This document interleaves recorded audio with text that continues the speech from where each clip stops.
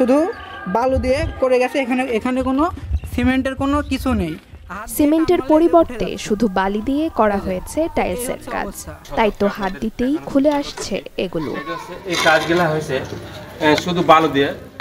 এই দৃশ্য নাটোরের লালপুর উপজেলার অমৃতপাড়া সরকারি প্রাথমিক বিদ্যালয়ের। শুধু এই একটি বিদ্যালয় নয়, একই উপজেলার সাঁইপাড়া সরকারি প্রাথমিক বিদ্যালয়, আরবাব সরকারি প্রাথমিক বিদ্যালয় সহ বেশ কয়েকটি বিদ্যালয়ে টাইলস উঠে যাওয়া সহ ঘটেছে বিভিন্ন অনিয়মের ঘটনা। এমন অনিয়মে ক্ষুব্ধ এলাকাবাসী। স্থানীয়রা বলছেন, লালপুর উপজেলায় ৪৭টি স্কুলে করা হয়েছে ওয়াশ ব্লকের এই নির্মাণ কাজ। তাদের অভিযোগ, এমন কাজে ঠিকাদারদের সঙ্গে সরকারি কর্মকর্তারাও সরাসরি জড়িত। দ্রুত এসব দুর্নীতির সুষ্ঠু তদন্ত করে দোষীদের বিরুদ্ধে ব্যবস্থা নেওয়ার দাবি সবার। হঠাৎ করে দেখা গেল যে তারা সিমেন্টের পরিমাণ কম দিয়েছে এবং বালির পরিমাণ বেশি দেওয়ার কারণে টাইলসগুলো হাত দিয়ে টান দিলেই উঠে আসে। আমাদের এখানে যে কাজটা করছে টাইলসের, মানে এটা মানে আপনার হাত দিলে উঠে যাচ্ছে। আমরা শুনছি এটা 14 লাখ টাকার বাজেটের কাজ, কিন্তু 50,000 টাকারও কাজ হয় নাই। এদিকে ঠিকাদারি প্রতিষ্ঠানে একাধিকবার যোগাযোগ করার চেষ্টা করেও মেলেনি কোনো সাড়া।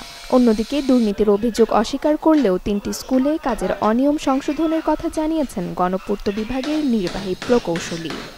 যে মিস্ত্রিকে ঠিকাদার কাজ দিয়েছিল সে মানে অফিস অবগত ছিল না, ছুটির মধ্যে কাজটা করে সে পালিয়েও গিয়েছে।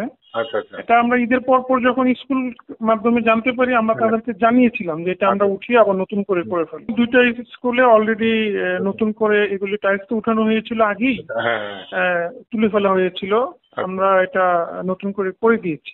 আর বিষয়টি খতিয়ে দেখে প্রয়োজনীয় ব্যবস্থা নেওয়ার আশ্বাস জেলা প্রশাসকের। লালপুরের যে নির্মাণ কার্যক্রমগুলোতে অব্যবস্থাপনা, সেই বিষয়টি আমি শুনলাম। আমরা বিষয়টি খতিয়ে দেখব এবং সংশ্লিষ্ট যে ডিপার্টমেন্ট কর্তৃক কাজটি সম্পাদিত হচ্ছে তাদেরকে বিষয়টি খতিয়ে দেখে প্রয়োজনীয় ব্যবস্থা গ্রহণ করার জন্য আমি নির্দেশনা দিয়ে দেব। নাটোরের লালপুর উপজেলায় ওয়াশ ব্লক প্রকল্পের আওতায় এবছর ৪৭টি স্কুলে নির্মাণ কাজ সম্পন্ন হয়েছে। এতে প্রতিটি স্কুলে 12 থেকে 14 লাখ টাকা পর্যন্ত প্রকল্প বরাদ্দ দেওয়া হয়। Desk report, channel 24।